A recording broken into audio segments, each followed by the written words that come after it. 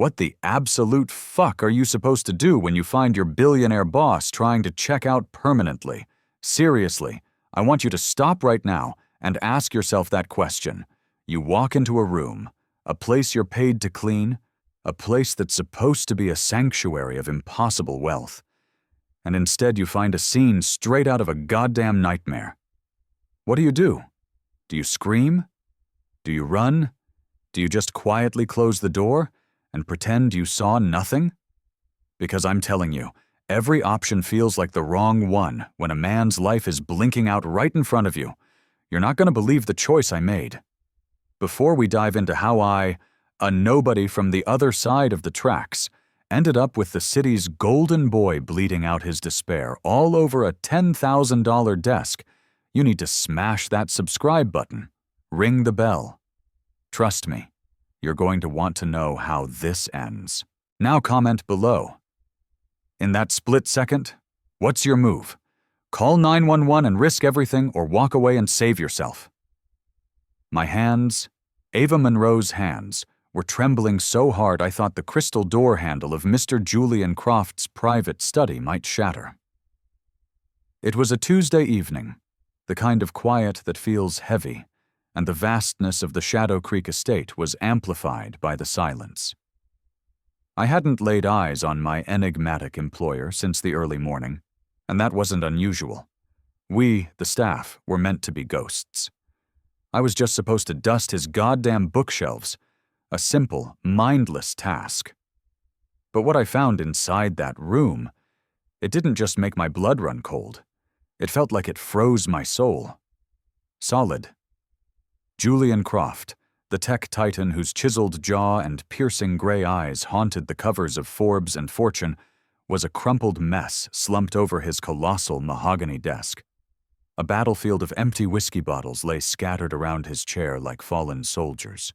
An arsenal of prescription pill bottles, a rainbow of doom, told a story that made my heart hammer against my ribs like a trapped bird. Terror, pure and primal, seized me. His breathing was a shallow, ragged whisper. His usually perfect jet-black hair was a chaotic storm on his head, and the collar of his expensive white shirt was askew, wrinkled beyond salvation. "Mr. Croft," I whispered, my voice a traitorous crackle in the deafening quiet. I crept closer, the plush Aubusson rug swallowing the sound of my footsteps. No response. The massive monitor on his desk glowed, a spectral beacon in the dim light.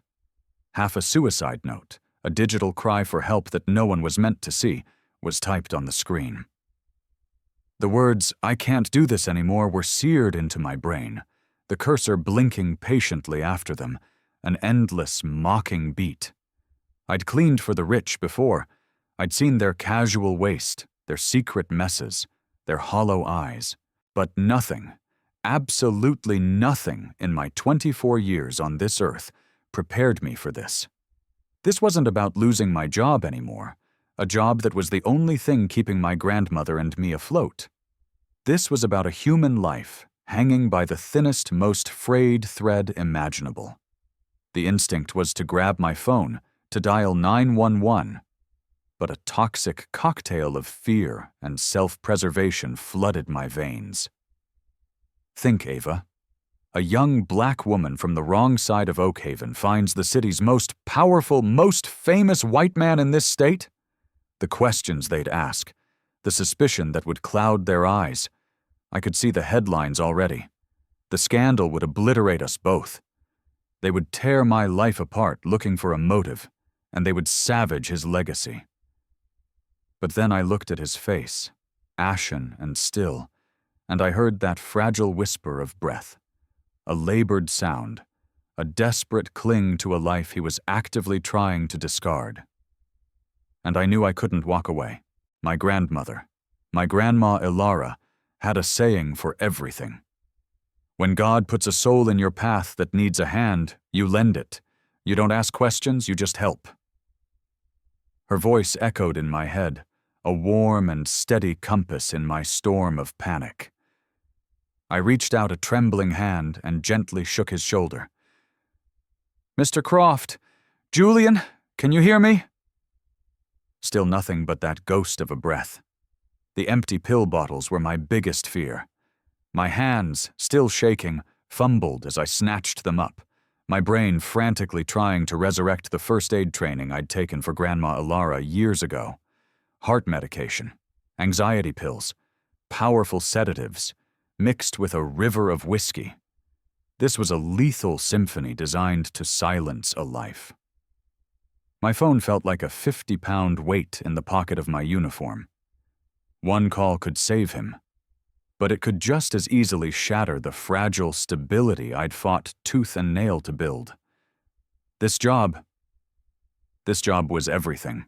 After years of juggling 3 part-time gigs, watching Grandma Ilara cut her pills in half to make them last, this position was our salvation. The salary wasn't just generous, it was life-altering. It paid for Grandma's meds, our rent, and for the first time in years, allowed us a tiny sliver of breathing room. Losing it would mean going back to that suffocating desperation. But as I watched his chest rise and fall, a fragile, agonizing rhythm, my decision crystallized into a diamond-hard certainty. Some things are worth more than a paycheck. Some things are worth more than security. Humanity. That was it. My shaking fingers pulled out my phone and dialed the 3 numbers that would change everything. 911, what is your emergency? I need an ambulance at the Croft estate on Shadow Creek Drive. My employer, he's unconscious. I think he's overdosed. The next 20 minutes were a disorienting blur of chaos and clipped professional voices. Paramedics stormed the study, their movements efficient and urgent. They fired a barrage of questions at me, and I answered in a haze of shock. They worked over Julian's still form, their voices a litany of medical terms as they hooked him up to monitors and administered an IV. I shrank into a corner, twisting the fabric of my apron between my hands, my lips moving in a silent, desperate prayer. He's stable, the lead paramedic finally announced, and the air rushed back into my lungs. You did the right thing calling when you did. A little longer, and this would have been a recovery, not a rescue. As they strapped him onto the gurney, preparing to wheel him out, his eyelids fluttered open. Just for a heartbeat. His confused, unfocused gaze drifted across the room and landed on me, on my worried face. And in that brief, fleeting moment, I saw something shift in the depths of his gray eyes. Not just confusion. Something else. Recognition? Gratitude? Or maybe just the dazed reflection of my own terror. Then his eyes closed again, and they were gone. I sank into the deep leather armchair across from his desk, the one usually reserved for titans of industry, not housekeepers. The room was an echo of a man's darkest moment. The unfinished goodbye letter still glowed on the screen. The empty bottles on the floor reflected the lamplight like shards of broken dreams. This man, this icon, who seemingly had the entire world at his feet, had been ready to throw it all away. I thought about my own struggles, the nights I'd cried into my pillow over bills I couldn't pay, the gnawing fear every time Grandma Ilara coughed too hard, the feeling of being perpetually behind, always chasing a future that seemed to recede as I ran toward it. But I had never, not once, felt the kind of soul-crushing hopelessness that must have driven Julian Croft to this edge. Money, it was screamingly obvious, couldn't mend a shattered heart. Success was a cold, empty prize when you were drowning in an ocean of private grief. Slowly, methodically, I began to clean the study. Not because it was my job, but because I couldn't stand to leave the space as a monument to his pain. I gathered the empty bottles, their clinking a funereal sound in the silence. I straightened the scattered papers, and with a hesitant click, I saved the document on his laptop and closed it, having seen nothing more than those 5 horrifying words. Whatever demons had chased him to this precipice tonight, he deserved the dignity of privacy in his agony. As I worked, a new fear crept in, colder and sharper than the first. Would I have a job tomorrow? The ultra-rich guard their privacy with a ferocity that bordered on obsession. And I had just become the sole witness to the most private, most vulnerable moment of Julian Croft's life. He might fire me just to erase the memory, to silence the witness. The thought sent a jolt of panic through me, but I pushed it down. I had made the right choice. My grandma's voice echoed again. Kindness is never a wasted investment, Ava, even when it costs you. Tonight, I was banking on her being right. But it left a lingering, terrifying question. One I'll pose to you. How far would you go for a stranger? Would you risk your livelihood, your stability, everything you've worked for, to save someone who could destroy you with a single phone call? Hit that subscribe button, because the aftermath of this night is where the story truly begins, and you need to find out what happens next. Let me know in the comments. Do you think I made the right choice? 3 weeks before that harrowing night, I had stood outside the towering iron gates of the Croft estate, a crumpled newspaper ad clutched in my sweaty palm, fighting a primal urge to turn and run. The massive gates, the stone walls topped with wrought iron, the cold, unblinking eyes of security cameras. It all screamed that I didn't belong. I'd answered dozens of cleaning ads, but this was my first interview at a place that wasn't a house. It was a fortress, something plucked from the pages of a fantasy novel. My day had begun at 4 a.m., the same as every other day, a sacred ritual of survival. First, check on Grandma Ilara, making sure she'd taken her cocktail of heart and blood pressure pills. Then I'd make her breakfast, leaving detailed notes for her lunch and dinner on the fridge with a magnet shaped like a sunflower. Finally, I'd catch 2 buses to cross the invisible line into Oakhaven, the land where a single house cost more than my entire lineage had probably earned in a century. You sure about this, Sweet Pea? Grandma Ilara had asked, her voice laced with the worry that had been her constant companion since she took me in. She watched me straighten my one good interview dress, a simple navy sheath I'd bought at a thrift store. Folks with that kind of money, they can be peculiar. Build walls so high they forget what real people look like. I'd kissed her soft, wrinkled cheek, the scent of lavender and old books clinging to her. I'll be careful, Grandma. We need this. She knew I was right. My life was a frantic juggling act, cleaning office buildings at night until my back screamed, stocking shelves at a grocery store 3 mornings a week where the manager looked at me like I was stealing air, and babysitting for families who'd haggle over $5. All of it, all that grinding effort, still wasn't enough to outrun the stack of bills, especially the crushing cost of Grandma's prescriptions. The security guard at the gate had a face carved from granite. He eyed me with pure skepticism as I gave my name, Ava Monroe. After a crackly confirmation over his radio, he waved me through, not to the grand front entrance, but to a discreet service road that snaked around the side of the property. Walking up that long, winding driveway, I felt my own insignificance.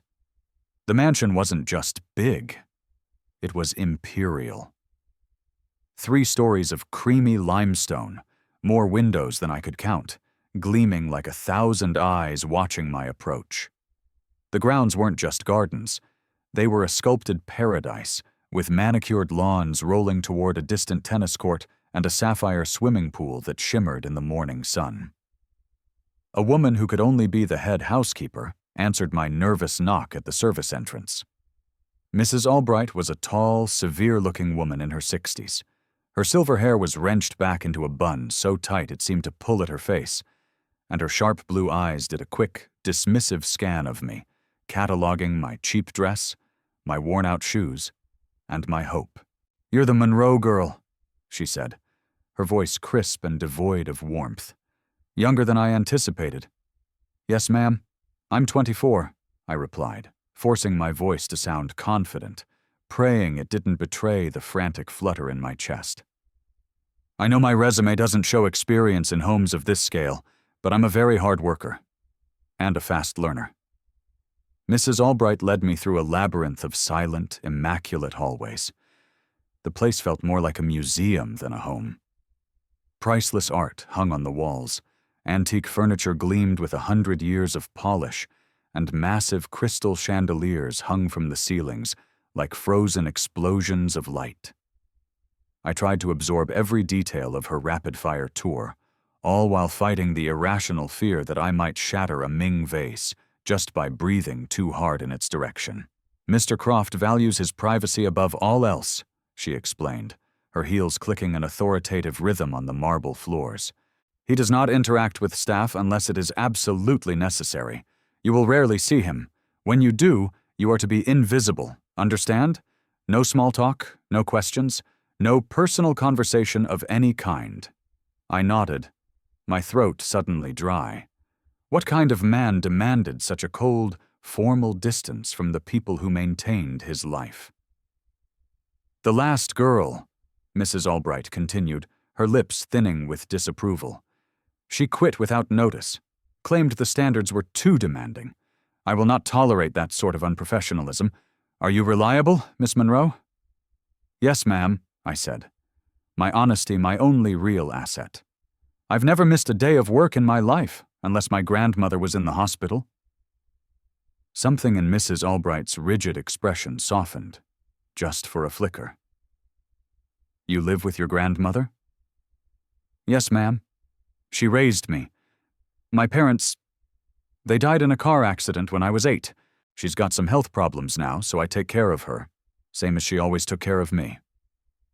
She studied my face for a long, assessing moment, as if trying to gauge the quality of my character. Finally, she spoke again. The salary is $2,000 a week, paid every Friday. Full health insurance is included after a 30-day probationary period. Your hours are Monday through Friday, 7 a.m. to 6 p.m. Weekends are off, unless a special event requires your presence.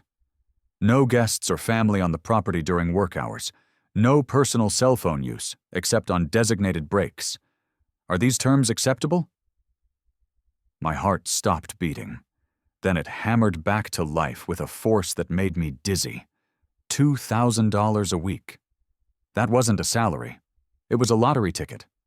It was more than I currently made in a month of soul-crushing labor. It was the end of choosing between groceries and prescriptions. It was safety. Yes, ma'am, absolutely, I managed to say. Good. You start Monday. Be here at 7 a.m. sharp. She handed me a thick folder. Employment agreements, tax forms, house regulations. Read every word. Bring the signed copies with you Monday morning. As I walked back down that long driveway to the bus stop, my hands shook with a potent mix of elation and terror. This job could change everything.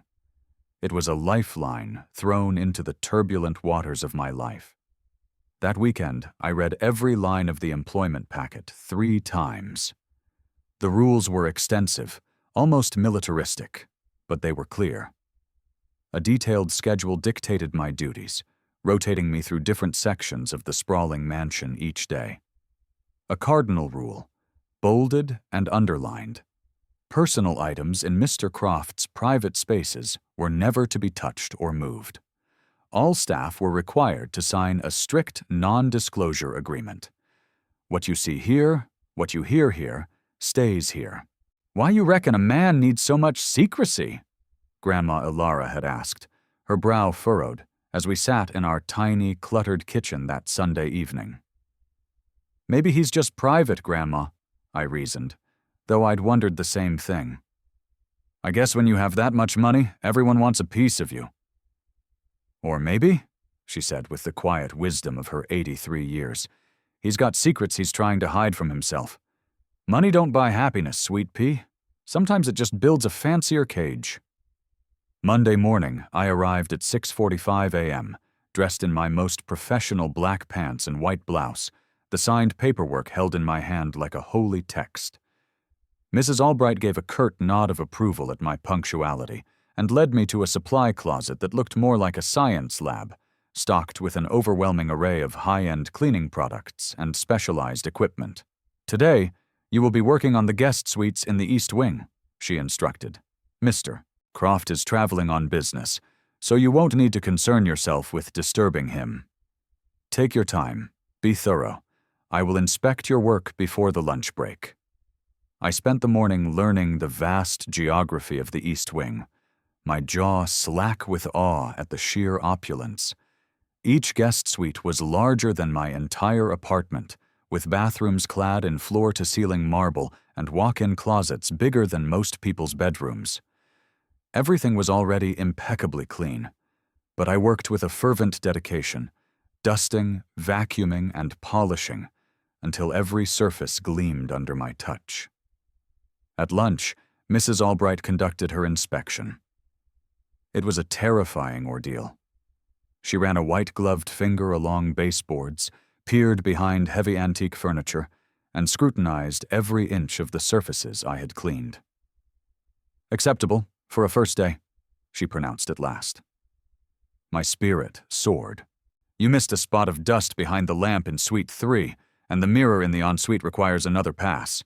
But on the whole, you demonstrate an attention to detail."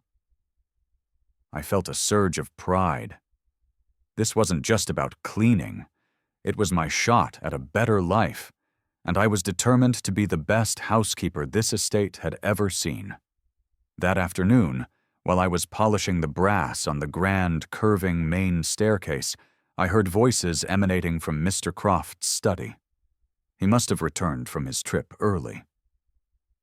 I immediately tried to make myself smaller, quieter, remembering Mrs. Albright's admonition to be invisible. But I couldn't help but overhear the tone of his voice as he spoke on the phone. It wasn't the powerful, commanding voice of a CEO I expected. It was weary and threaded through with a profound, bone-deep sadness. Over the next few weeks, I settled into the rhythm of my new life. I memorized the complex cleaning schedule, mastered the art of caring for priceless artifacts, and slowly, cautiously, earned Mrs. Albright's grudging respect.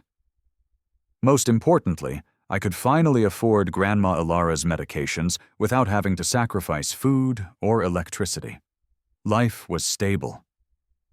But as I moved through the silent, cavernous rooms of that magnificent house, I began to see what Grandma Ilara had meant about a cage.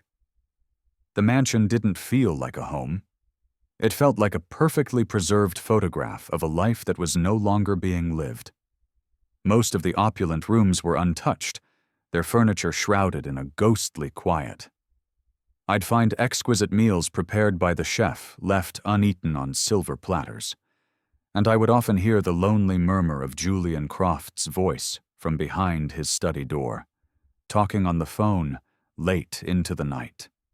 It slowly dawned on me that Julian Croft, the man the world saw as a king, was perhaps the loneliest person I had ever encountered. Money had bought him an empire, but it hadn't bought him a single ounce of happiness. It was a kingdom of one, ruled by a silent, invisible grief. In the dead of night, usually around 2 a.m., Julian Croft would sit in the tomb-like silence of his study and stare at the silver-framed photograph on his desk. It was the only personal item he allowed himself to see. In it, his wife, Eleanor, was radiant, her head thrown back in a laugh that you could almost hear. She held their 4-year-old daughter, Lily, on her hip in a sun-drenched park. They both had the same golden blonde hair and eyes the color of a spring forest. Both of them looked at the camera, at him, with an incandescent love. And both of them were gone, vanished forever. And it was all his fault. 3 years. It felt like 3 minutes and 3 centuries all at once. The accident. He remembered every single excruciating detail of that wet December evening. He'd been working late, again. A critical board meeting loomed. Eleanor had called around 8, her voice warm and tired. "Can you make it home for Lily's bedtime story? She wants the one about the star-catching bear." "I'll be home soon, I promise," he'd said, the words a hollow echo of 1,000 other broken promises. Soon bled into 2 more hours of agonizing over profit margins and acquisition strategies. By the time he'd finally packed his briefcase, a text from Eleanor lit up his phone. "Lily's asleep. We'll wait up. Dinner's in the oven. Drive safe." They never got home. A drunk driver, a kid in a borrowed pickup truck, blew through a red light just 6 blocks from their house. He'd T-boned Eleanor's car directly on the passenger side, right where Lily sat nestled in her car seat. The police, with their gentle, practiced condolences, told him they died instantly, that they didn't suffer. He was supposed to find comfort in that, but it was just another layer of hell. They died waiting for him, because he chose a balance sheet over a bedtime story. The months that followed were a suffocating fog of funerals, lawsuits, and pitying looks from friends who spoke in hushed, awkward platitudes. Julian had thrown himself into the only thing he had left: work. He buried his grief under an avalanche of 18-hour days, hostile takeovers, and ruthless expansion. Success became his anesthetic. Achievement was his shield against the crushing pain that ambushed him in any moment of stillness. But the success was ash in his mouth. Every new acquisition, every victory lap, every magazine cover bearing his face was a bitter reminder of who wasn't there to share it. He'd hear Eleanor's proud voice in his head, or see Lily's gap-toothed grin, and the hollowness of his achievements would echo in his chest. He'd built an empire that felt like nothing more than an elaborate mausoleum dedicated to his failure as a husband and a father. This house, this sprawling, opulent mansion, had been Eleanor's dream. She had poured her heart into it, spending months with architects and designers, choosing every color, every fabric, every fixture. This was supposed to be the backdrop of their lives, the place they'd watch their children grow, the place they'd grow old together. After her death, he couldn't bring himself to change a single thing. Lily's bedroom remained a perfect, heartbreaking time capsule.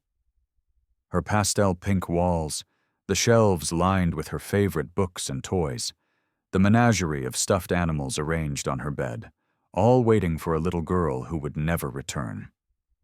Sleep became his enemy. Dreams were a cruel trick, reuniting him with his family only to rip them away again with the harsh light of morning. So he worked. He worked from his study until the words on the page blurred, and he would collapse from sheer exhaustion, surrounded by the cold, sterile comfort of contracts and financial reports. His physician, Dr. Harrison, prescribed medication for the panic attacks that began to ambush him 6 months after the accident. The pills were a chemical buffer, dulling the sharp edges of his reality, allowing him to function in boardrooms and at press conferences. But they also draped a foggy veil over everything, making the world feel distant and unreal. Some days, he'd double the dose just to get through.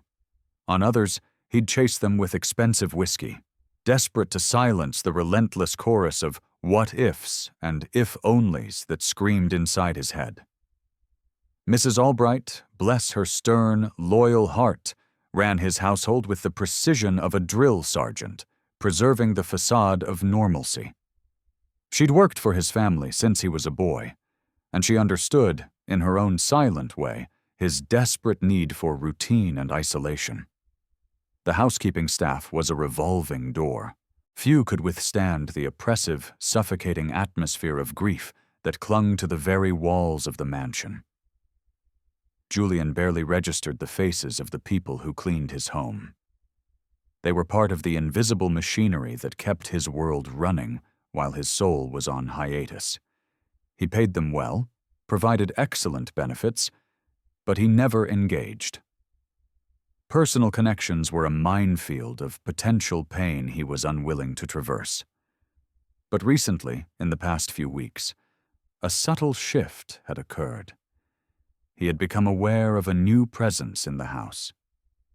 The young woman Mrs. Albright had hired, she moved differently. Where others had tiptoed through the house as if it were a fragile museum exhibit, this new housekeeper seemed to possess a quiet, intuitive understanding that it was once a home. Small, almost imperceptible things had changed since her arrival. Fresh flowers, daisies, roses, simple blooms from the garden Eleanor had planted began appearing in vases that had stood empty and gathering dust for 3 years. Windows were cracked open, allowing fresh air and sunlight to pierce the stale, hermetic gloom of rooms that had been sealed like tombs. The sterile, biting scent of industrial disinfectant was slowly being replaced by the gentle, nostalgic smell of lemon polish and fresh linens. He found himself unconsciously listening for the soft padding of her footsteps in the hall outside his study. She was quiet, respectful of his solitude, but there was a warmth to her presence, a life force that hadn't been felt in this house for years.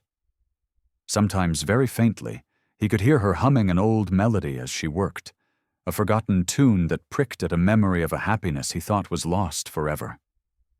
Tonight, as he sat staring at the smiling faces of Eleanor and Lily, Julian wondered what this new housekeeper thought.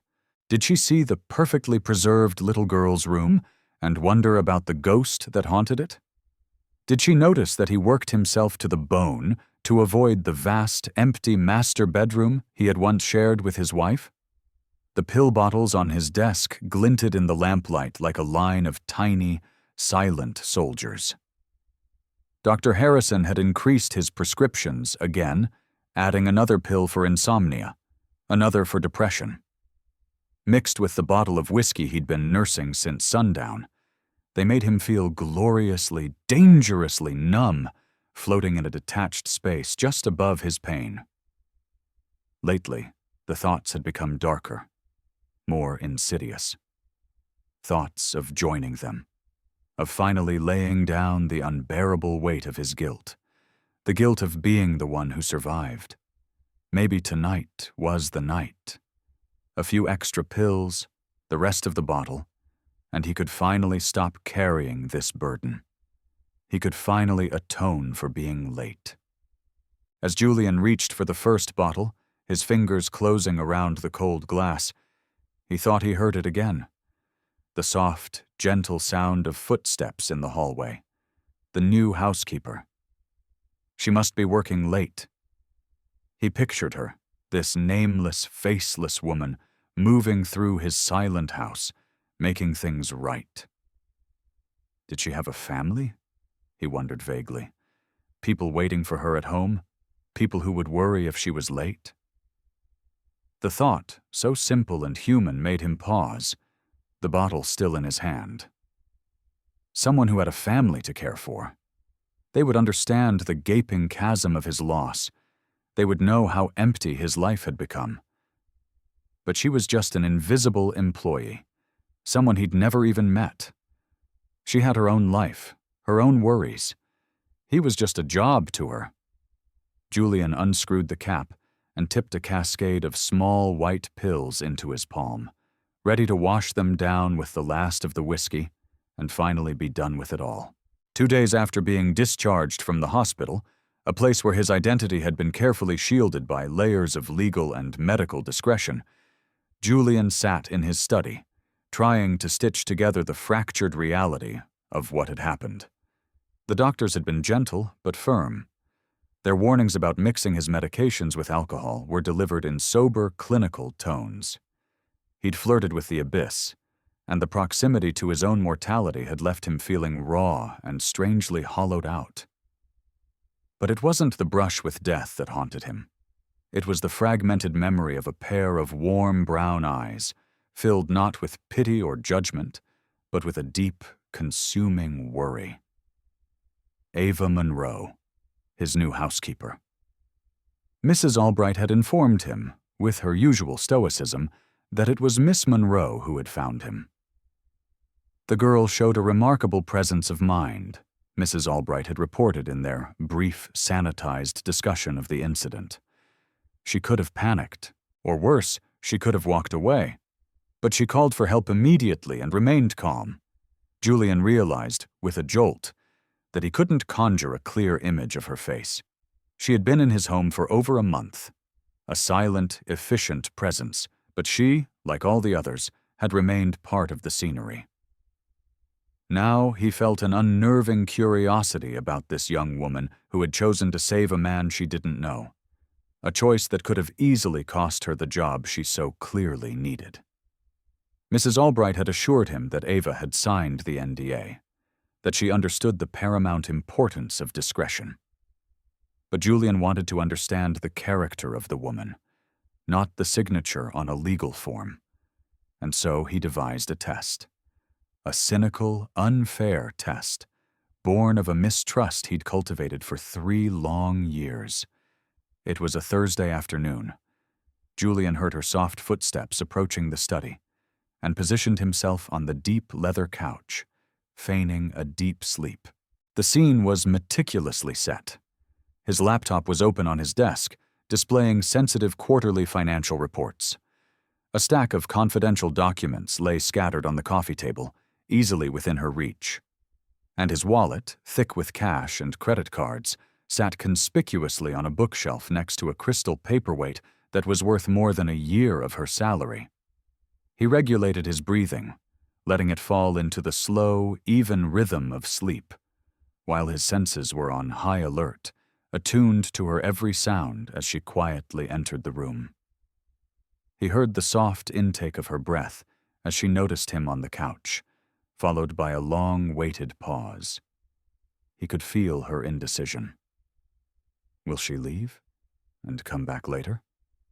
Will she try to wake me? Instead of retreating, she moved deeper into the room, her steps so light they were almost imperceptible. Julian listened as she began her work, dusting the far bookshelves first, carefully navigating around his wallet and the other valuable objects without disturbing a single thing. Her movements were graceful and deliberate, full of a quiet respect for the space, and she maintained a careful distance from the couch where he lay. After several minutes of silent, efficient cleaning, he heard her set down her duster. Her footsteps approached him, slow and hesitant. He had to fight every instinct to keep his breathing steady, his eyelids still. She stopped beside the couch. The silence stretched, filled only by the ticking of the grandfather clock in the hall. Then she did something that completely disarmed him. Something he never would have anticipated. She walked over to the linen closet in the corner of the study, the one Eleanor used to keep stocked with blankets for chilly evenings. She returned with a soft, cashmere throw. With a gentleness that felt almost maternal, she carefully draped it over his sleeping form, her touch so light he barely felt the fabric settle over him. The gesture was simple, unbidden, and profoundly kind. Something inside Julian's chest, something long dormant and frozen, shifted. When was the last time someone had done that for him? Had shown him such a simple, thoughtless act of care? Not since Eleanor. Definitely not since Eleanor. The unexpected kindness of it hit him with the force of a physical blow. Ava continued her work, her movements even more muted now. She dusted his desk without so much as grazing the confidential papers. She straightened books on the shelves without altering their order, and she even took the coffee cup he'd left on the side table and quietly washed it in the small, wet bar in the corner. At one point, she paused by his desk, near the silver-framed photograph of Eleanor and Lily. He heard another soft intake of breath, and he knew she was seeing his family for the first time. He found himself desperately wanting to know what she was thinking. Did she see the tragic story? Or did she just see the love frozen in that perfect, sunny moment? When she finished, She gathered her supplies and moved toward the door. But before she left, she paused one last time, looking back at him. He could feel her gaze on him, and it felt not intrusive but warm, almost protective. Then, with a soft click, she turned off the main overhead light, leaving just the warm glow of his desk lamp on, so he wouldn't awaken in total darkness.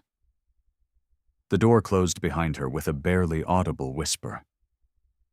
Julian lay perfectly still for several minutes after she was gone, the soft weight of the blanket a tangible symbol of her character.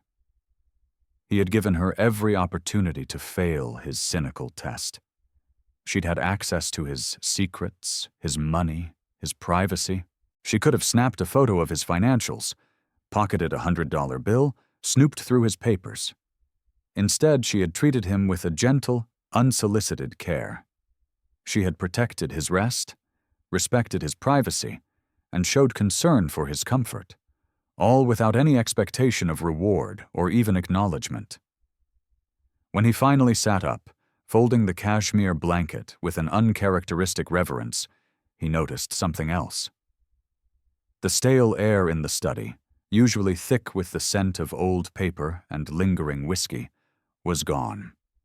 In its place was a clean, fresh fragrance. She had opened a window a crack, and on the small table beside the couch, she had placed a small crystal vase with a handful of simple daisies from the garden. They weren't extravagant roses from a florist. They were humble, cheerful flowers that brought a vibrant splash of life and color into a room that had been his tomb. Eleanor had always insisted on fresh flowers. "They make a room breathe, Julian," she used to say. "They remind you that there's life outside these walls." Julian looked at the photograph of his wife and daughter, but for the first time in what felt like an eternity, the sight didn't trigger the usual tidal wave of guilt and pain. Ava's simple gesture of placing those daisies nearby had somehow connected their memory to life, not just to loss. In the days that followed, Julian started paying attention. He noticed the other small, subtle changes Ava was making throughout the mansion. Curtains were being opened in rooms that had been shuttered for years, allowing afternoon sun to stream in. Books left scattered on tables were quietly returned to their proper shelves. And in every major room, a small vase of fresh flowers from the garden stood as a quiet testament to her gentle rebellion against the house's sorrow. None of it violated any house rule or overstepped a single professional boundary, but it showed a level of intuitive care that went far beyond the duties of her job. Ava was treating his house not as a mausoleum, but as a home that was waiting to be woken up. And slowly, almost imperceptibly, Julian felt the oppressive weight in his own chest begin to lift, allowing in a sliver of light he had long forgotten existed. His cynical test had failed to prove her unworthy. Instead, it had revealed a character of profound kindness and quiet integrity. For the first time since his world had ended, Julian Croft felt a spark of curiosity about another human being. He wanted to know who Ava Monroe was, what storms she had weathered to forge such an instinctively compassionate soul. And he began to wonder, with a flicker of terrifying hope, if she might be the one to guide him back to the world of the living. The morning after Julian's test, I clocked in with a stomach full of anxious butterflies. I'd spent all night replaying my actions in my head, convinced I was going to be fired. Covering Mr. Croft with a blanket? Placing flowers in his private study? It was a direct violation of the Be Invisible mandate. Mrs. Albright's words echoed in my ears. But seeing him there, so vulnerable in his sleep, he hadn't looked like a billionaire CEO. He'd looked like a man carrying the weight of the world, reminding me of how my grandma looked when she'd drift off in her worn armchair. Covering her with a blanket was second nature, a small act of love. I'd acted on instinct, and I was sure it was going to cost me the best job I'd ever had. When I entered the mansion, Mrs. Albright was waiting for me in the main hall. Her usual stern expression was different. It was as if she were actively trying to suppress a smile and losing the battle. "Mr. Croft has left new instructions for your daily duties, Miss Monroe," she announced, her voice still crisp but lacking its usual icy edge. "You are to continue maintaining his study on a daily basis. He was pleased with your work yesterday." A wave of dizzying relief washed over me. I wasn't fired. My small act of kindness hadn't been seen as an overstep. It had been appreciated. As the weeks melted into a month, the very atmosphere of the great house began to change.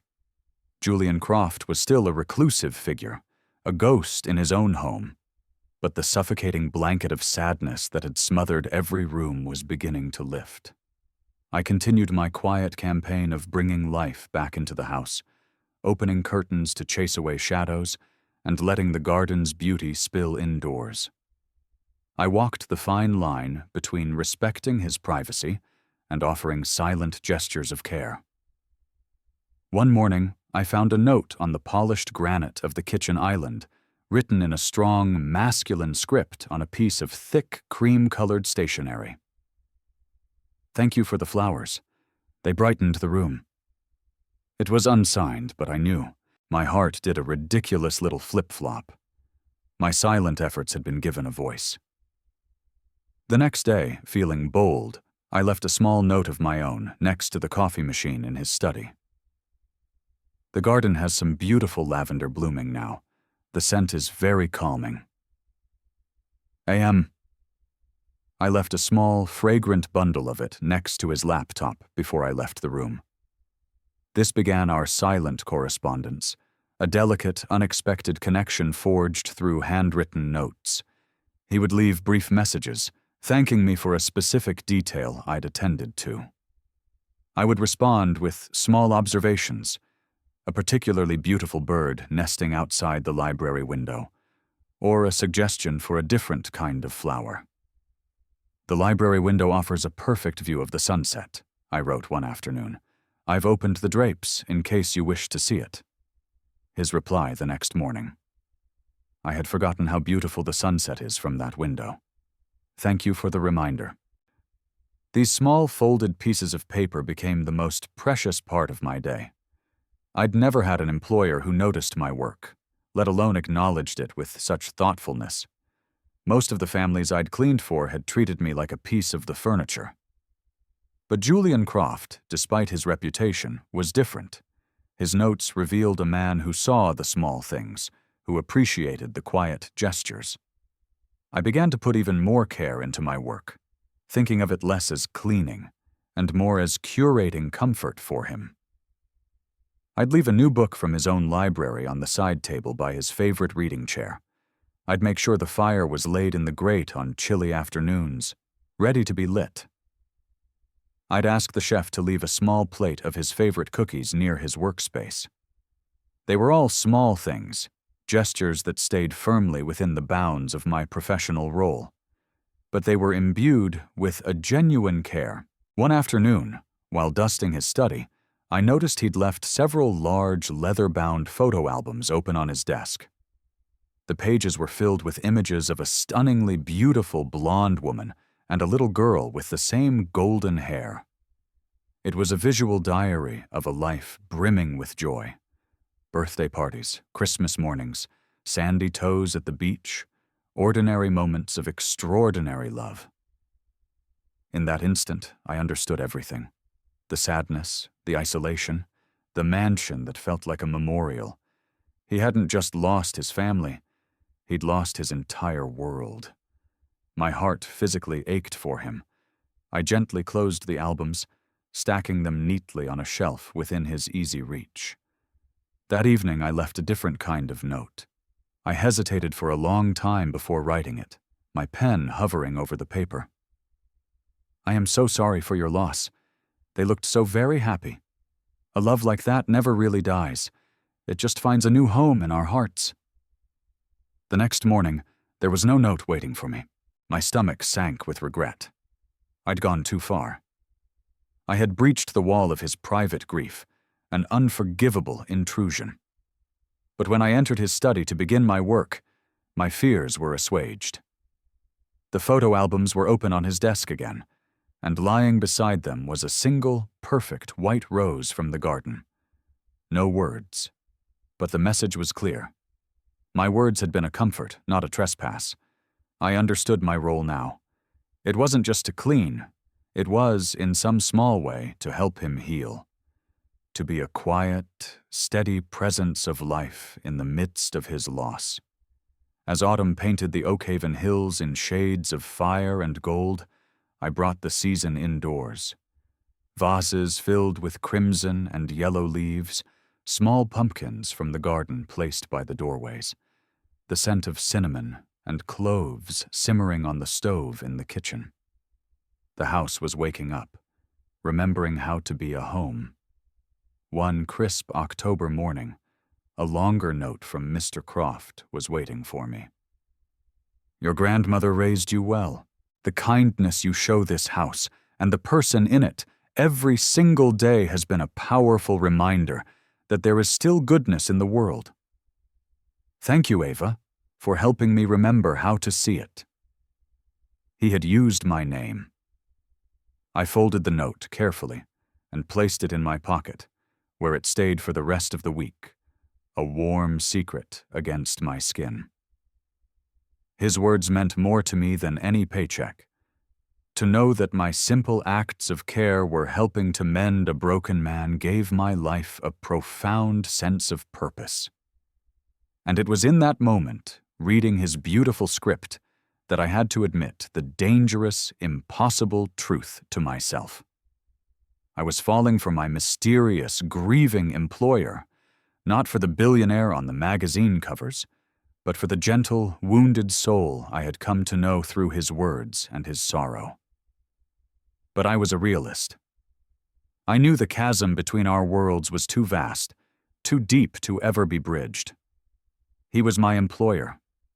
I was his staff. So I would continue my quiet care, offering kindness with no expectation of anything in return, content in the knowledge that I was privileged to witness a man learning to live again. I had no way of knowing that on the other side of that study door, Julian Croft had begun looking forward to my notes, my flowers, my very presence in his house, as the one true point of light in his long, dark days. By the time the first November chill swept through Oakhaven, the silent dialogue between Julian and me had blossomed into something neither of us could have predicted. The polite notes had deepened into candid exchanges about life, grief, and hope. He started asking me questions, and I, in turn, discovered a man who was far more complex and compassionate than his austere public persona let on. One morning, the note was a direct question. I have been thinking about your story, Ava. You mentioned once that your grandmother raised you after you lost your parents. I find myself wondering how someone who experienced such loss so young became a person who seems to find beauty in everything.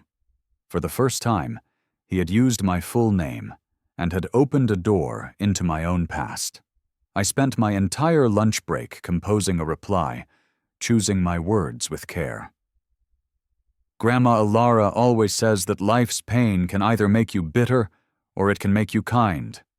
She chose kindness every single day, no matter how hard things got. She taught me that the best way to heal our own hearts is by taking care of others. I guess that's why I like trying to bring sad places back to life. His response the next morning was waiting for me. Your grandmother is a very wise woman. I had forgotten that kindness was a choice, not a weakness. Thank you for choosing it every day, especially for a man who had forgotten how. As our written conversations grew, I found myself sharing small pieces of my world with him. I told him about Grandma Alara's tiny but miraculous garden behind our apartment building, where she grew tomatoes and roses with equal devotion. I described our neighborhood, a place where people didn't have much money, but they had each other's backs.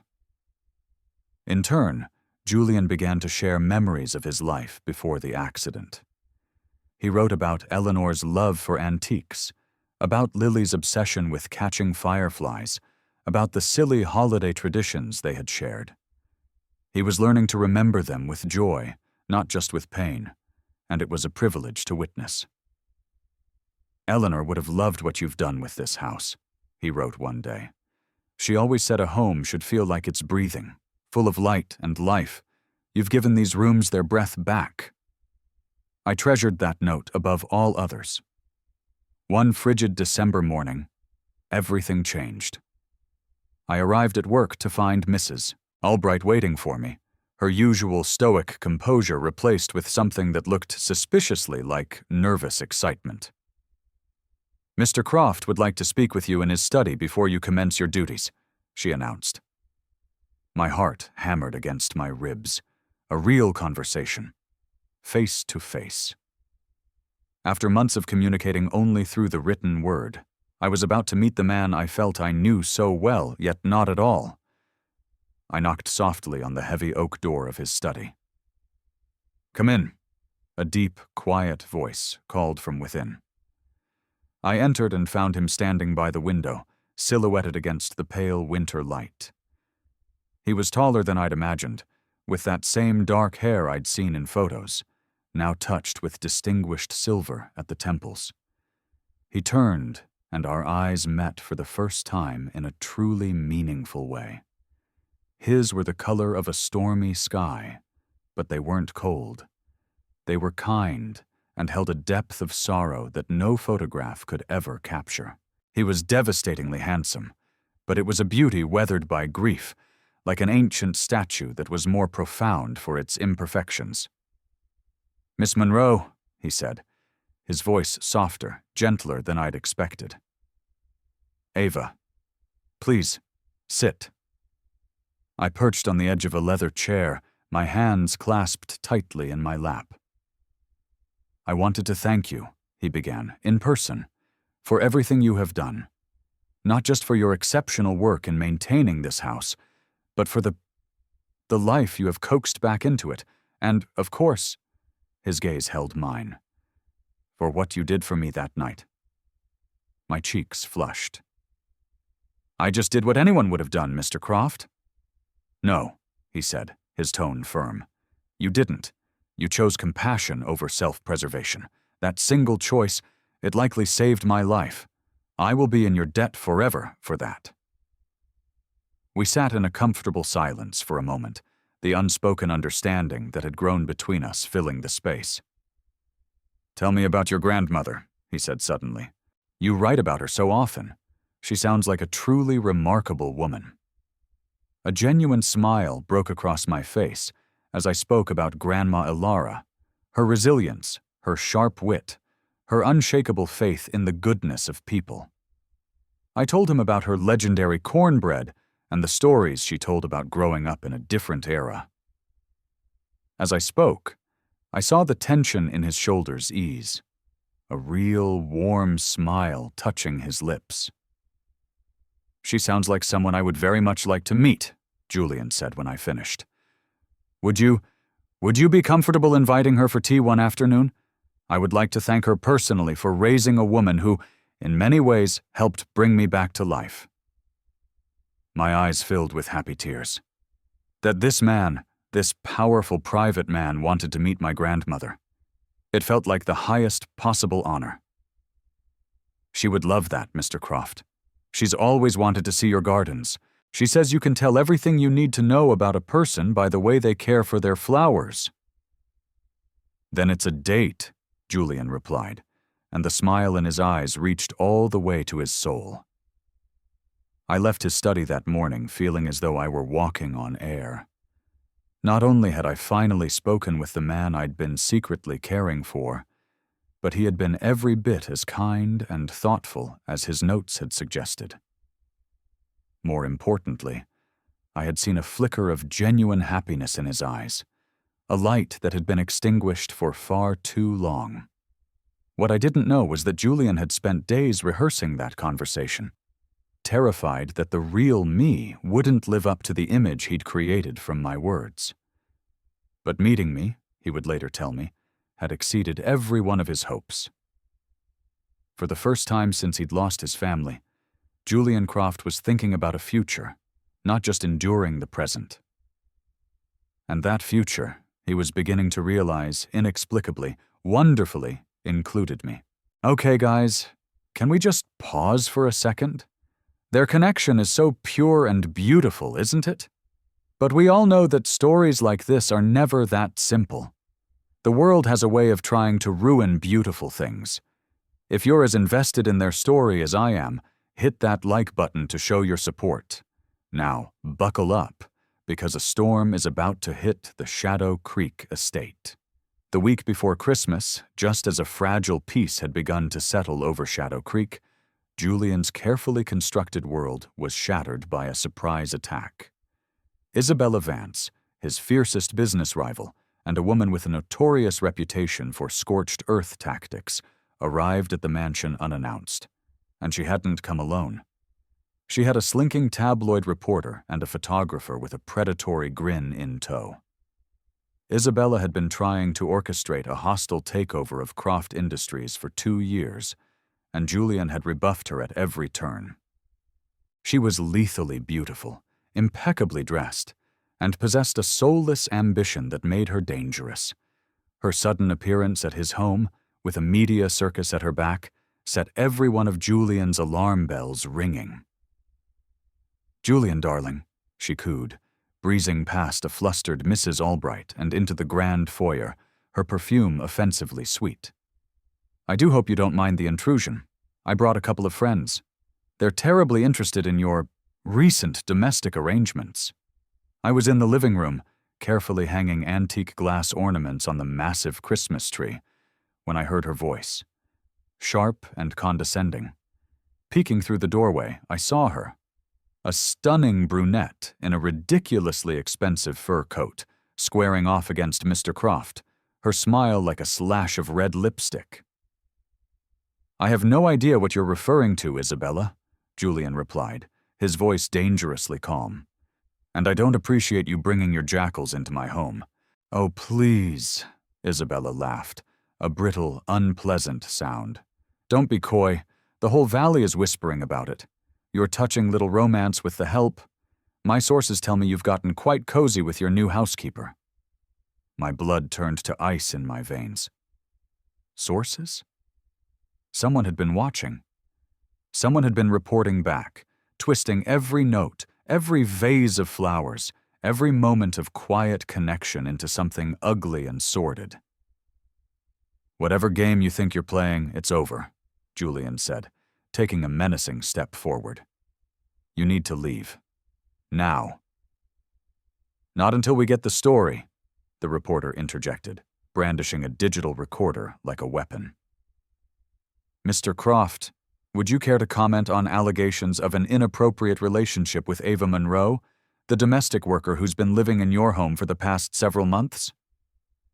"She does not live here," Julian bit out, his fists clenched at his sides. "Miss Monroe is a respected employee who keeps professional hours." "But our sources suggest your relationship has moved beyond professional," Isabella purred, enjoying every second of his fury. "Late-night chats in your study, personal gifts, a private tea party for her grandmother. It certainly paints a picture of intimacy, wouldn't you say?" The photographer started snapping photos, his flash exploding like small bursts of gunfire, capturing the Christmas tree, the flowers, the warm, home-like touches I had so lovingly added, all of it now evidence to be used against us. "Mr. Croft has been deeply lonely since the tragic loss of his family," the reporter narrated into his recorder, his voice dripping with false sympathy. "Sources claim he has become emotionally dependent on a much younger, lower-class employee. Serious questions are being raised about her motives and whether she's taking advantage of a grieving billionaire's vulnerability." I couldn't breathe. I felt the walls closing in. I slipped out a side door and into the frigid air of the garden, my heart pounding a rhythm of pure panic. They were going to destroy him. They were going to paint me as a calculating gold digger and him as a pathetic fool. Our fragile, beautiful friendship was being twisted into a public spectacle of scandal and greed.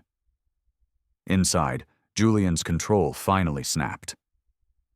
"You have 30 seconds to get your parasitic asses off my property before I have my security team physically remove you and I press charges for trespassing." "Temper, temper," Isabella taunted. "We're just trying to get to the truth.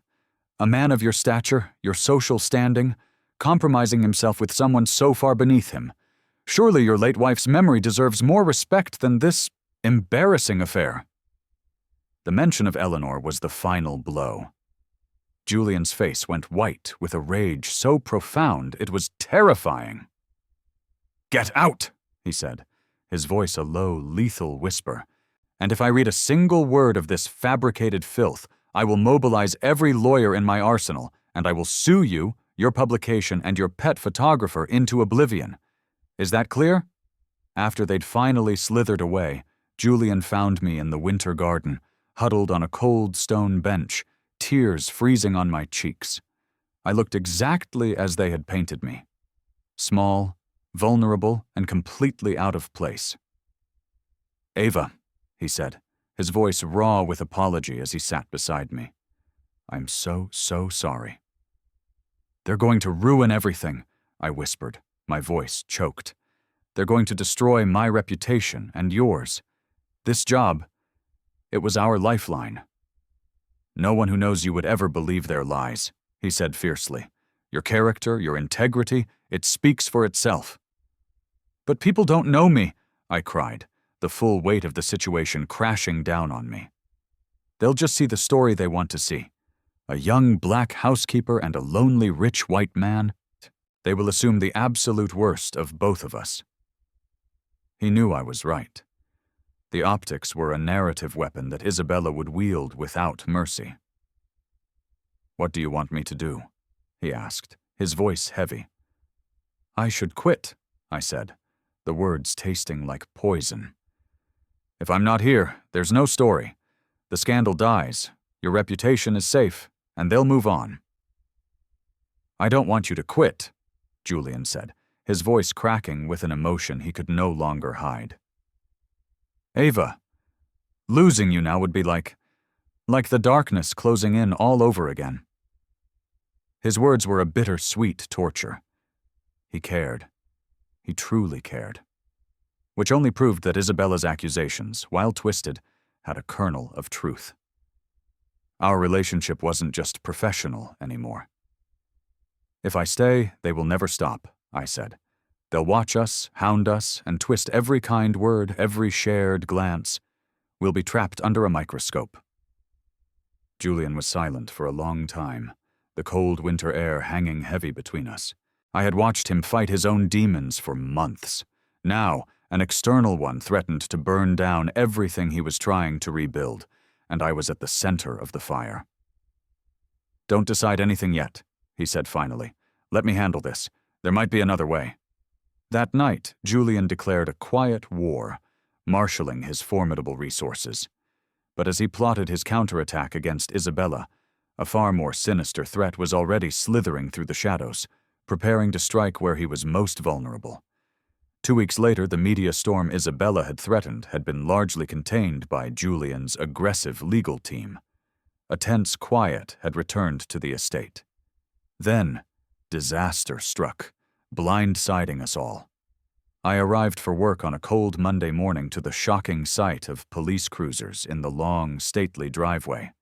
Inside, I found Mrs. Albright in the kitchen, her steely composure shattered, her face streaked with tears. "What's happened?" I asked, my blood running cold again. "A break-in," she said, her voice trembling. "Sometime last night. They got into Mr. Croft's study and the master bedroom. They took some of Mrs. Croft's jewelry, the pieces he kept in his bedroom safe." A wave of nausea washed over me. This was a desecration, not just a theft of valuables, but a theft of precious memories, the last tangible pieces of his wife that Julian kept close. It was a violation that would cut him to the quick. The lead investigator, a no-nonsense woman named Detective Martinez, was systematically questioning the staff. When my turn came, I answered her questions with numb honesty. "You have access to all areas of the residence, Miss Monroe," she asked, her eyes sharp and assessing, "including your employer's private study and bedroom?" "Yes, Detective. My duties include cleaning those areas daily," I confirmed. "But I have never touched any personal belongings, and I do not have the code to the safe. My instructions on that have always been absolute." "When was the last time you saw the jewelry in question?" I thought back. "I saw the jewelry box on his dresser when I was dusting on Friday morning, but I never touched it. I would never." She made a few notes and moved on. The rest of the morning passed in a fog of disbelief and worry for Mr. Croft. The loss of those items would feel like losing Eleanor all over again. That afternoon, Detective Martinez returned. This time she had a search warrant and 2 uniformed officers with her. Their focus, she announced grimly, was on the staff's personal effects. One by one, they searched our lockers in the staff break area. When they opened mine, my world ended. There, tucked inside one of my neatly folded cleaning cloths, was an ornate diamond and sapphire necklace, one of Eleanor Croft's signature pieces I'd only ever seen in photographs. "Ava Monroe," Detective Martinez said, her voice flat and cold, devoid of any sympathy. "You are under arrest on suspicion of burglary and grand theft." I stared at the necklace, a glittering snake coiled in my locker. My mind refused to process it. I have never seen that before in my life. I don't know how that got there." My voice was a useless, reedy whisper against the crashing reality. "You have the right to remain silent," she began, the words of the Miranda warning a death knell to my life as I knew it. As an officer clicked the cold metal of handcuffs around my wrists, I saw Mrs. Albright watching, her face a mask of horrified disbelief. "You've made a terrible mistake," she called out. "This girl is the most honest person I have ever known." But her words were useless against the mountain of evidence. The necklace, found in my exclusive possession, wrapped in my own things. Security footage would show no one else had accessed my locker. It was a perfect, elegant frame-up. Julian was in a high-stakes board meeting downtown when his security chief called. He left mid-sentence, ran out of the building, and sped to the police station, his mind furiously rejecting the narrative being spun. He demanded to see me, but was refused. He demanded to see Detective Martinez. "Ava Bennett did not do this," he stated, his voice ringing with absolute conviction. "Someone planted that evidence." "Mr. Croft, I understand this is upsetting," the detective said patiently, "but the physical evidence is indisputable." "It makes no sense," Julian argued, his frustration mounting. "She has been in my home for months, surrounded by priceless art and valuables every single day. If she were a thief, why wait until now? And why be so stupid as to hide it in the most obvious place imaginable?" "Desperate people do foolish things," was her clinical reply. He knew. Julian knew in his gut who was behind this, but he had no proof. Just a sick, burning certainty. At my arraignment the next morning, I stood before the judge in a baggy orange jumpsuit that swallowed my small frame. I felt hollowed out, terrified, and utterly alone. I couldn't possibly afford the bail set for me. Julian, of course, arranged for it immediately through his lawyers. But it was too late. The story had already exploded. Isabella's tabloid connections had worked fast. The headlines were merciless, weaving the perfect, salacious tale from the threads of scandal she had already laid. Gold-digging housekeeper caught red-handed, grieving billionaire betrayed by trusted employee, from cleaning rags to stolen riches. My mugshot was plastered everywhere, juxtaposed with glamorous photos of the late Eleanor Croft. The narrative was simple, ugly, and effective. Upon my release, my first and only stop was the mansion. I had to resign. I found Julian in his study, looking haggard and broken, his face etched with worry. "We will fight this, Ava," he said instantly. "My lawyers are the best. We will find out who did this to you." "It doesn't matter," I replied, my voice empty of all emotion. "Even when my name is cleared, I'm ruined. No one will ever hire me. My reputation is gone. And as long as I'm in your life, I'm just a liability that will continue to damage yours." "I don't give a damn about my reputation," he shot back, his eyes flashing with a protective fire. I placed my neatly typed resignation letter on his gleaming desk. "I'm sorry, Mr. Croft. The kindest thing I can do for you now is to disappear from your life. I have to go home to my grandmother." "Ava, please," he pleaded, his voice breaking. "Don't let them win. Don't do this." "I'm not letting them win," I said quietly, turning to leave. "I'm protecting you. It's the last thing I can do for you." I walked out of that house, leaving behind the only security I'd ever known and the man I had come to love, convinced our story was over. Alone in his study, holding my resignation letter, Julian felt a helplessness he hadn't known since the night of the accident. Another person he loved had been ripped away from him, and he had been powerless to stop it. But this time, he wasn't surrendering to the grief. This time, he was going to fight. The 3 weeks that followed my arrest were a waking nightmare for us both. I holed up in my small apartment with Grandma Alara, refusing to answer the phone, avoiding the pitying and suspicious glances of my neighbors.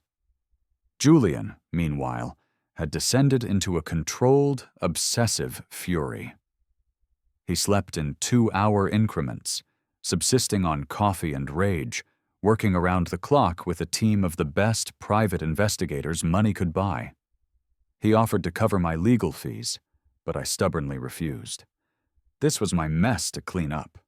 He pored over security footage from the estate until his eyes burned. But the intruder had been a ghost, avoiding all the main cameras, using a blind spot to enter and exit. The case against me, while circumstantial, was tight. Then, late one night, as Julian was on the verge of succumbing to despair, his security chief called. There was a breakthrough. "Mr. Croft, we found something. It's thin, but it's something. My guy was expanding the search, pulling traffic camera footage from the main road leading up to the estate. We found a vehicle parked in a secluded turnout for several hours on the night of the break-in. We got a clean shot of the plate." Julian's heart hammered in his chest. "Whose is it?" "It's registered to an LLC, but we traced the LLC back. It's a holding company owned by Isabella Vance." Ice and fire flooded Julian's veins. She was there. She had been there, overseeing her dirty work. "There's more," the security chief continued. "We ran a deep financial check on her, per your instructions. 2 days before the burglary, she made a 5-figure cash withdrawal. The same day, a man named Derek Torres made an equivalent cash deposit. Torres has a criminal record for breaking and entering, and get this, for the past 6 months, he's been working as a handyman for a service used by several families in Oakhaven, including yours."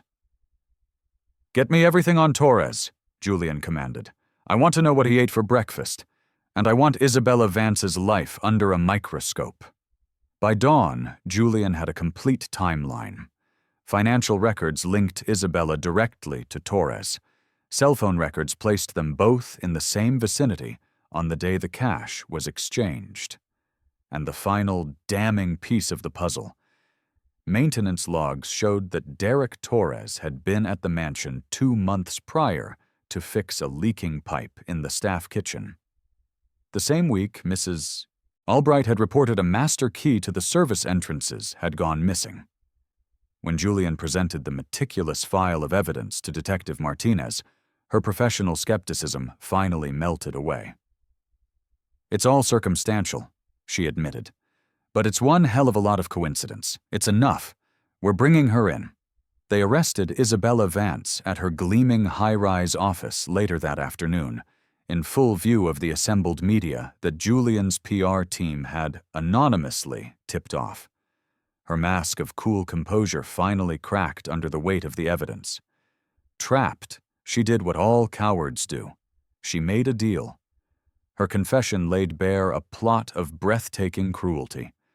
She had hired Torres to steal the key, break into the house, and plant the necklace.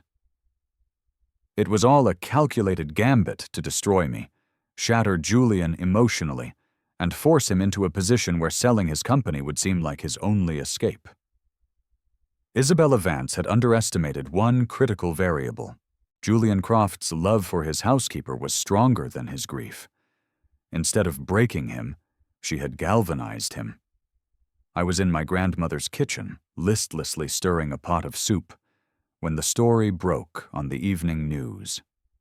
I watched, mesmerized, as the crawl at the bottom of the screen announced Isabella Vance's arrest, her confession, and my complete exoneration. "Sweet pea," Grandma Ilara said softly from her chair. "Looks like your prince just slayed the dragon for you. That man loves you more than his own reputation. Now what are you going to do about it?" "It's too late, Grandma," I whispered, the relief of my innocence warring with the pain of all that had happened. "We can never go back." "Who on earth ever said you should go back?" she replied, her old eyes sparkling with wisdom. "Sounds to me like it's time to go forward." That night, there was a knock on our door. When I opened it, Julian was standing there, his face etched with exhaustion and relief. He was holding a bouquet of roses and daisies from his garden, and there were tears in his eyes. "I am so sorry, Ava," he said, his voice thick with emotion. "I'm sorry I brought this into your life. I'm sorry I couldn't protect you. I'm sorry your name was dragged through the mud all because you were kind to a broken man. But I am not sorry," he continued, taking a step into my tiny hallway, "that I fell in love with you. You saved my life that night, and you've saved it every day since. You taught me how to live again. If you'll have me, I want to spend the rest of my life trying to be worthy of you." A choked sob escaped my lips, and I fell into his arms, burying my face in his chest. All the pain, all the fear of the past weeks dissolved in the solid, safe circle of his embrace. From her chair, Grandma Ilara just smiled. "I love you too," I whispered against his shirt. "I think I have for a long time." "Someone like you?" he said, pulling back to cup my face in his hands. "You mean someone with more courage, kindness, and integrity in her little finger than Isabella Vance has in her entire body? Ava, you're exactly the kind of person everyone should want to love." The media narrative, of course, did a complete 180. I was no longer a gold digger, but a tragic heroine. Julian was no longer a fool, but a loyal champion. But we ignored it all. Vindicated and finally free, we began to build our future, one quiet day at a time, finding our home not in his mansion or my apartment, but in each other. 6 months later, Julian was standing in Grandma Ilara's tiny, miraculous garden, a velvet ring box clutched in his hand. I was inside, humming as I helped my grandmother prepare Sunday dinner, completely oblivious. "You ready, son?" Grandma Ilara asked, appearing at his side. "I hope so," Julian said, his voice uncharacteristically nervous. "What if she says no?" My grandmother let out a cackle. "That girl has been in love with you since the day you looked like a rumpled mess on that fancy couch of yours. She's just been patiently waiting for you to catch up."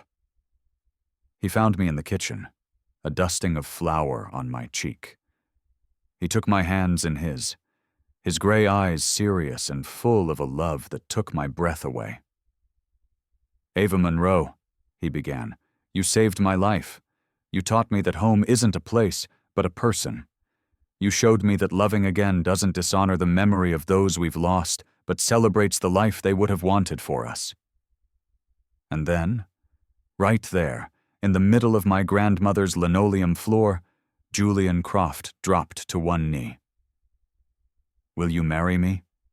Will you help me fill that big, empty mansion with laughter and flowers and the smell of your grandma's cornbread?" Through a blur of happy tears, I managed to say the only word that mattered. Yes, we were married 3 months later, in the garden of the mansion, the same garden where our story had quietly begun.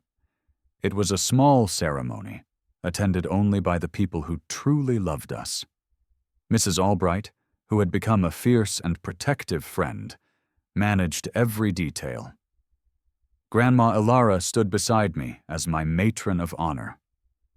Our vows were not about wealth or status.